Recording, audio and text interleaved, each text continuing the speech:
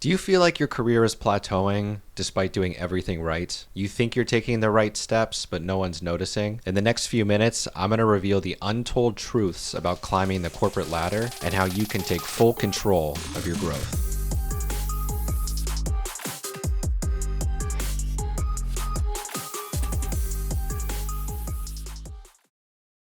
My people, what is up? I'm Taylor. This is the Lioneye podcast, where we share life philosophies and mental models to keep our days pumping. Now, this episode is geared toward those in a large corporate environment, as that's my experience, but aspects can definitely be applied to other environments as well. These truths are about pure ascension of the ladder. It maintains a level of ethics, but also may seem unconventional in some ways. These are things I personally embody and have worked for me, but they're yours to do with as you will. That being said, let's dive right into it. First off, nobody gives a fuck what you do other than delivering your key goals, whatever your major initiatives are or your annual goals. The only exception to this rule is working with colleagues, maintaining relationships, especially those that are high visibility or those that may help support promotions. If for any reason anyone else or another team asks you for help and that work does not align to your goals, or they don't have leverage in showing how that work aligns to your own goals, kindly decline and focus on your own goals. If it gets escalated, so be it, but kindly decline. It is not your problem the business did not align strategic goals cross-functionally. Second, when you're assigned work, or this really applies to almost everything in life, spend 80% of your time planning and architecting the right approach and only 20% of the time actually doing it. Going in the right direction is way more important than how hard you work, vastly more important.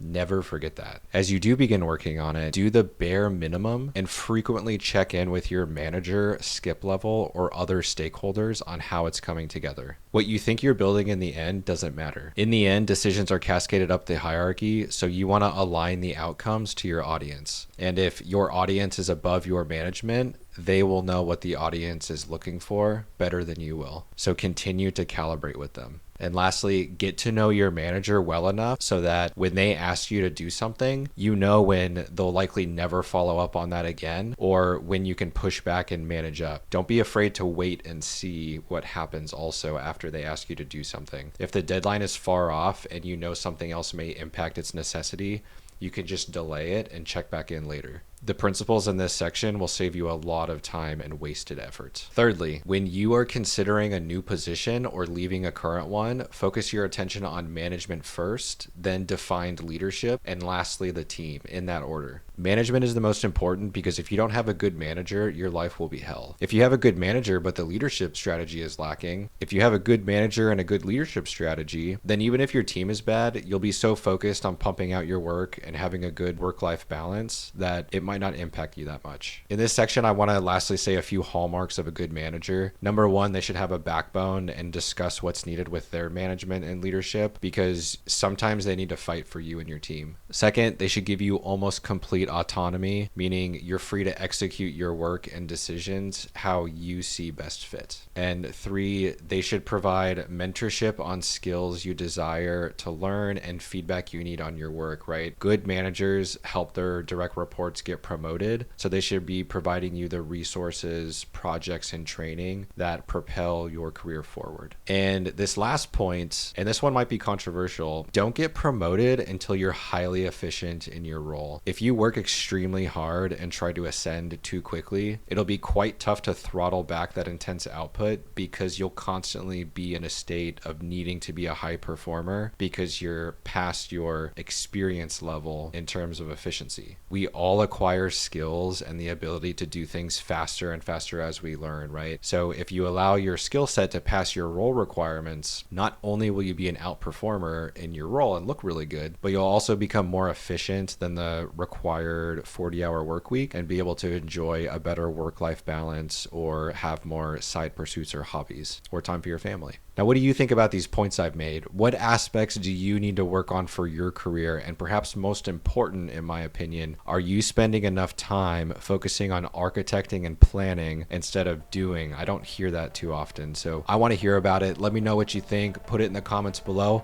and let's go get after those corporate careers. I'll see you next time.